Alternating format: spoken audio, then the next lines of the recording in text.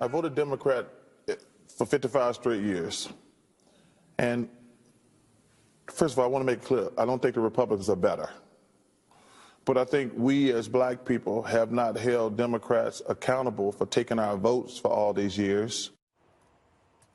Is he right? Is it time for the black community to hold the Democratic Party accountable? Joining me now is a former liberal turned conservative and director of urban engagement for Turning Point USA, Candace Owens, and she joins us now. Hey, Candace, good to see you.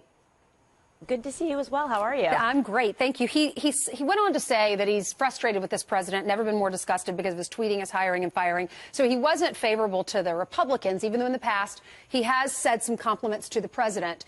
But he's more frustrated than ever, he says, right now. He says the focus is too much on Russia and too much on Stormy Daniels and needs to be on change. So it seems that he's frustrated with both political parties. What was your reaction to his interview with David Axelrod?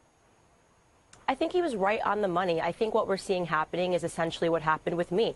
Black people are starting to wake up and understand that the Democrats have done nothing for them ever. Really, historically, they are the ones that brought us the KKK and racial terrorism, slavery, Jim Crow laws, and then we see in the 1960s, they introduced the Great Society Act, which gave us the welfare system. So what Charles is doing is he's waking up, and he's not fully on the conservative side yet, but I think that's what's going to come up next. Well, he would say to you, because you're a Trump supporter, he says that the Trump supporters need to look in the mirror and say, my life sucks. I hate that word. I'm sorry. I'm just quoting it. Says my life sucks because of me. So we need to take ownership of that. What were your thoughts when he said that? I think he's incorrect. I think that he needs to understand that Trump actually represents a very real opportunity for the black community to wake up. And it starts with the death of political correctness. I don't really care about Trump's tweets. I care about the results. And the results are in. Okay, black unemployment is at a historic low right now. And that's because of the work of Trump focusing on our economy and not so much about our feelings, which has been traditionally what the Democrats have hijacked, our emotions.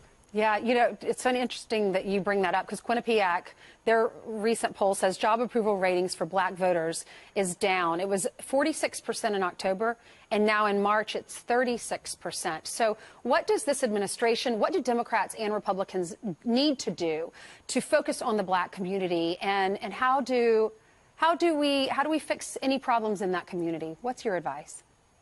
Well, the first thing is putting back together the black family, which Democrat President Lyndon B. Johnson tore apart with his Great Society Act, and giving us new idols altogether. But also we need to talk about the illegal immigrants. That's a huge thing that Trump has been focused on, and they have been directly harming the black community. When you talk about jobs, and when you talk about who's coming in and taking the spot, it is the illegal immigrants, which is why the Democrats are so hyper-focused on getting their vote. It's a major problem which Trump is addressing, and I think all blacks need to stand with him at this point. Okay. Candace Owens, thank you for joining us.